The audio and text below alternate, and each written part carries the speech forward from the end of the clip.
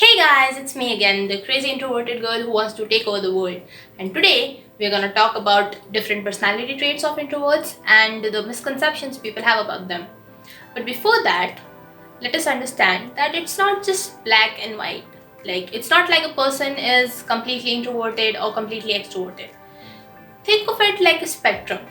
Maybe you fall here, so you are extremely introverted, or maybe you fall here, so you are slightly introverted, or maybe you fall in the middle and have the perfect balance between introversion and extroversion, in which case you are an ambivert, blessed soul, and I envy you so much. So, shall we begin?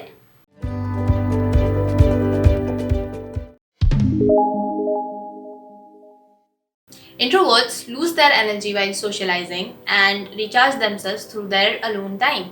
So, the misconception that we hate being social is not necessarily true. It's just that there's a time limit to it, and that can differ from person to person. So, if an introvert goes to a party, they may get drained after a few hours, and then they'll need to leave and go home and be alone for a while to recharge themselves again. And please never force a drained introvert to stay at a social setting. It does not end well. I've been in that situation. My brain just shuts down and I go kind of numb, and it takes a lot of time to recover from that. So, if you care about an introvert, let them leave the party when they want to.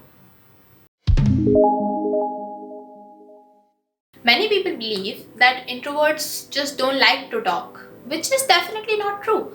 I can talk for hours with my friends, and there are times when people have to tell me to shut up because I wouldn't stop talking. In fact, I'm talking right now when I don't think I'm going to stop for a while. The problem here is the topic of conversation.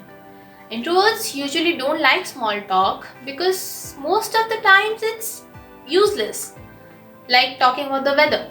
It does not tell you anything about the other person or provide you with any new information. It's just there to fill the awkward silences. And honestly, introverts never had a problem with the silences to begin with. So, if you want to watch an introvert talk, initiate a meaningful conversation. Anything that interests you or the other person, like which is your favorite book, or movie, or podcast, or web series, or YouTube channel, and why is it your favorite? What do you like about it? Talk about your hobbies, your interests, your opinions, your thoughts. Point is, talk about yourself and we'll listen. And ask us about ourselves and we'll be glad to tell you. But if you want to talk about which girl was out with which guy last night, I'm not interested. After all the hate about small talk, it's no surprise that introverts don't go around making plenty of friends every day. But that also doesn't mean that we all are some lonely souls who cry themselves to sleep every night. Introverts do have friends, it's just that they can be a little choosy about it. Now, before anyone gets offended, let me explain. Let's say I meet a girl at a party and we talk a bit and maybe exchange numbers.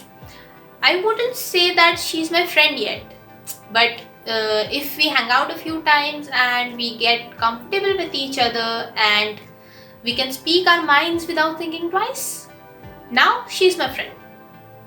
What I'm trying to say is that not every acquaintance is a friend. Introverts reserve that title for a few special people who they can be real with. Basically, quality over quantity. Introverts observe a lot. And by observe, I don't mean that an introvert would notice the ink stain on your sleeve and the footprints in the mud and then they'll know who the murderer is.